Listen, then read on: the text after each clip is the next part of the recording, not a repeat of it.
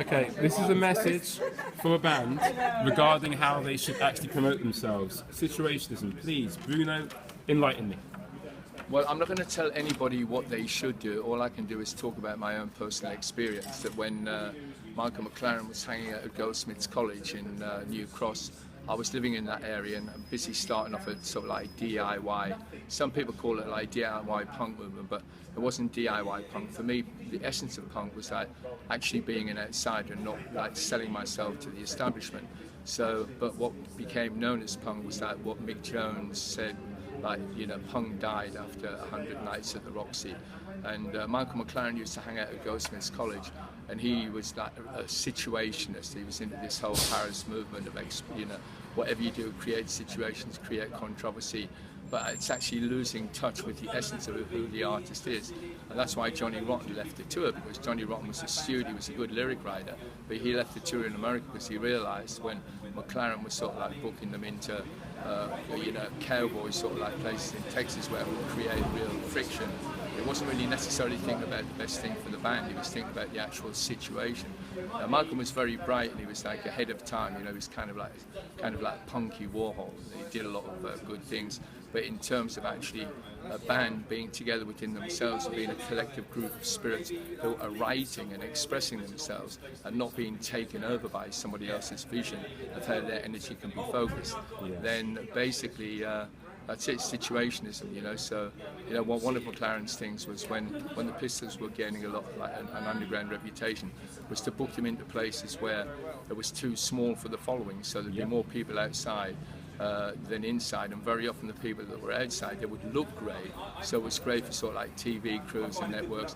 And another thing was that with situationism, McLaren was saying, no, we don't talk to the press, but he had one woman called Caroline, I think it was Caroline Coon, that was working with the Daily Mirror or somebody at the time. So what he would do, he would brief Caroline and then ostensibly saying to the rest of the press, we don't talk to the press, fuck off, you know, fuck off, we don't talk to the press. But then the real story would come out in a kind of, it's a bit like what the American military did, you know, when they were embedding journalists after the Gulf War, embedding journalists with frontline troops who, you know, the journalists relied on the frontline troops for their own safety. It was kind of like an embedding sort of like culturally before its time.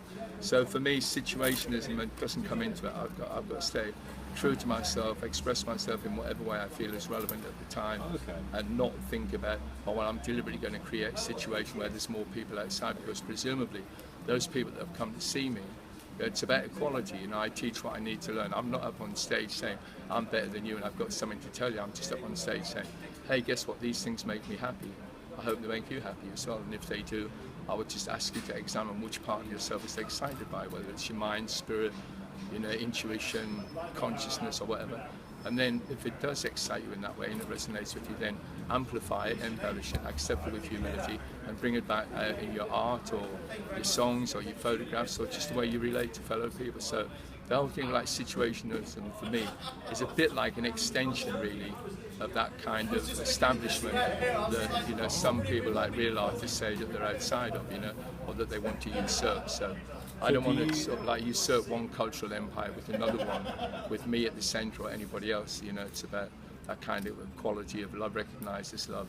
Presumably real artists do what they do because they love doing it, and it's a passion that they have. You've got me thinking now, because I mean, part of my way of thinking when it comes to promoting bands is to use situationism myself.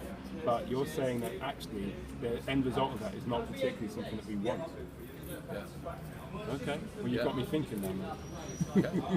And you know that beautiful expression, I teach what I need to learn. So you posed the first question, I've responded to that, and hopefully with some kind of like clarity and intuitive feel of what I think it is that you're saying, because you know, basically I can never think your thoughts or feel your feelings, but with a mixture of, you know, love, sensitivity, empathy and intelligence, we can perhaps work out and agree that we'll walk in that same path of love and spiritually connected to the universe, to be delighted by everything that, you know, that we're subject to, and then bring it back out in. Bruno, once again, you've given me so much more than I bargained for.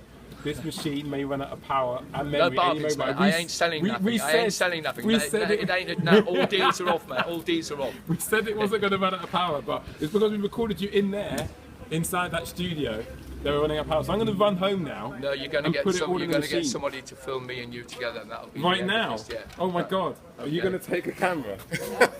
We've got maybe 20 seconds. I don't know, maybe 2 minutes. seconds. 2 minutes. Hello. 6 Babylon attack, 3 red light. 6 Babylon attack, 3 red light. No words. No words for this moment. Cool down your temper, sir. Just a little. Just a little. Babylon. Cool down your temper, sir. Thank you.